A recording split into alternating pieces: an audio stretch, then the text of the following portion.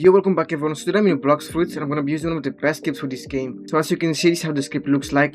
So you can see it's called the Speed Hub X. So in the main tab you can see is the farming tab where you can like farm the bosses, you can farm materials as well. Then you can farm quests. Then is the C event tab where you can farm different events in the game. Then on the other tab you can TP to different islands, you can snipe stuff.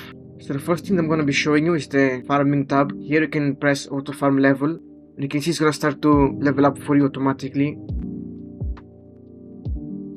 As you can see on the left side, it's farming the quest very nicely. We just done the quest.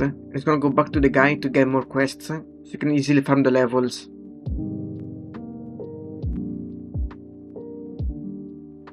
So guys, let me show the material farm now. So you just choose the material that you want to farm. I'm gonna be choosing leather and scrap metal. You can just enable this, and you can see it's gonna start to go to the place to farm material.